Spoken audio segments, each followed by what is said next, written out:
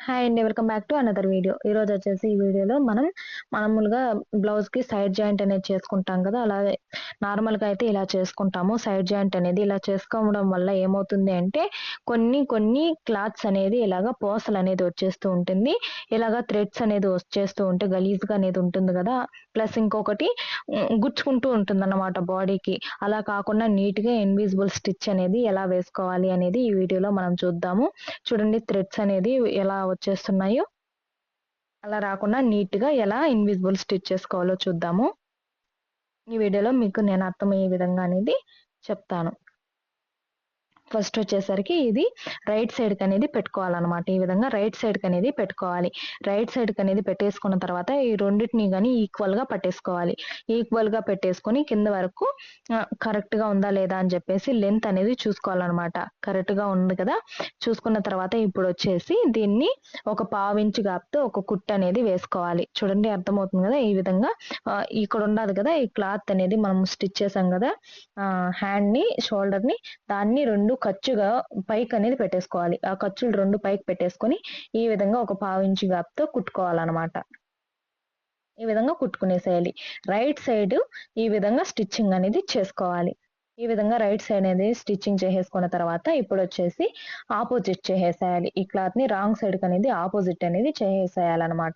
ఈ విధంగా ఆపోజిట్ చేసేసిన తర్వాత మనము కటింగ్ చేసేటప్పుడు ఈ విధంగా స్టిచెస్ కోసం సెపరేట్‌గా లైన్ అనేది వేసుకుంటాం కదా!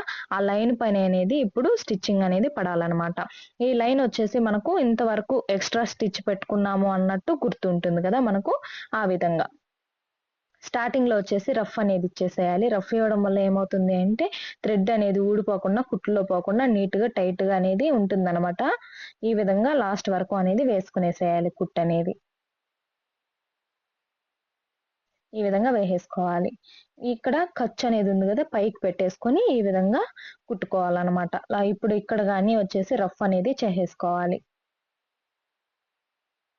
అలాగా మనకి ఎన్ని స్టిచెస్ కావాలి అనుకుంటే అన్ని స్టిచెస్ అనేది వేసుకోవాలి. ఇక్కడ ఎక్స్‌ట్రా థ్రెడ్‌ని కట్ చేసేస్తే నీట్‌గా అనేది ఉంటుంది ఫినిషింగు. నేనైతే ఒక 4 స్టిచెస్ అనేది వేస్తున్నాను. మీకెన్ని కావాలి అనుకుంటే అన్ననేది మీరు వేసుకోవచ్చు. అది మీ చాయిస్. చూడండి సైడ్ అనేది నీట్‌గా ఉంది కదా! ఎంత నీట్‌గా ఉంది. ఇలా స్టిచ్ చేసుకోవడం వల్ల ఏమవుతుందంటే ఫినిషింగ్ అనేది బావుంటుంది. ప్లస్ వచ్చేసి కస్టమర్స్ వచ్చేసి బ్లౌజెస్ గాని మీకు ఇంకా పెరగచ్చు. ఇలా ఉంటే ఫినిషింగ్ నీట్‌గా ఉంటే ఖచ్చితంగా కస్టమర్స్ అనేది మళ్ళీ మనకి బ్లౌజెస్ అనేది స్టిచ్ చేయడానికి ఇస్తూ ఉంటారు.